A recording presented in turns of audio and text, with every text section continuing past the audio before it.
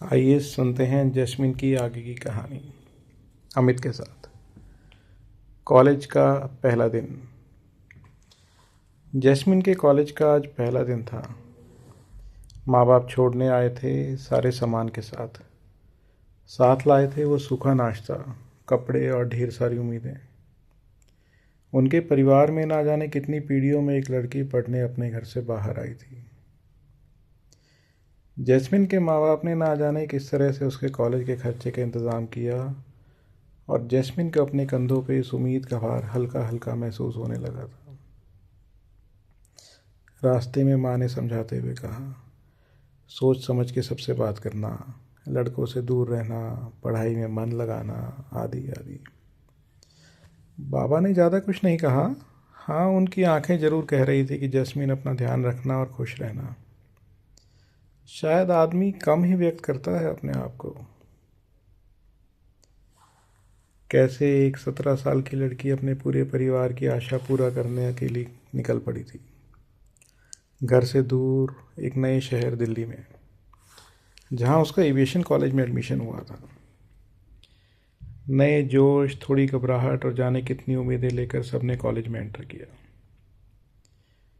Warden से room allot करवा कर माँ बाप को जैसे बेटी की शादी के बाद की विदाई का एहसास होने लगा था। इधर जैस्मिन सोच रही थी कि कल कॉलेज का पहला दिन है, घर से इतनी दूर, कभी अकेली नहीं रही। कैसे होगा सब, कैसे लोग होंगे क्लास में। ये सोचते सोचते जैस्मिन थोड़ी परेशान हो अपना सामान अलमीरा में लगाने लगी। वैसे जैस्मिन का एडमिशन हुआ था एक अच्छे एविएशन ट्रेनिंग इंस्टीट्यूट में 12th क्लास के बाद। एविएशन इंडस्ट्री उन दिनों बूम में थी और सब कंपनियां छोटे छोटे शहरों के बड़े होटल्स में सेमिनार करने लग गई थी। छोटे शहर के लोग जल्दी जॉब चेंज नहीं करते। हार्ड वर्क, लॉयल्टी और इनसिक्योरिटी जैसे खून में होती है। अभाव यही सिखाता है शायद। फिर जिसे हम अपने संस्कारों का सुंदर जामा पहना देते हैं कि हम पैसे के लालची नहीं हैं। घर की जिम्मेवारी के बारे में सोचकर जैस्मिन को लग रहा था कि जैसे उसके पंख उगने से पहले ही कतर दिए जा रहे थे।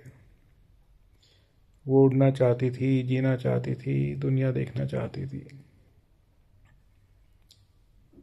फर्ज कैसे मर्ज बन गया इस छोटी सी जान को। हर दिन एक बोझ सा लगने लगा उस पहचान को।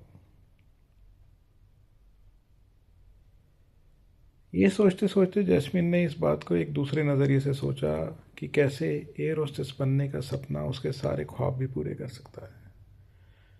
वो माँ और बाबा से बहुत प्यार करती थी और उनकी खुशियों को पूरा करने के लिए मेहनत करने को तैयार थी। कुछ हद तक उसके घूमने फिरने का शौक भी इसी से पूरा हो सकता था। बस इन्हीं विचारों के भंवर में जैस्मिन कब सो गई पता ही नहीं चला।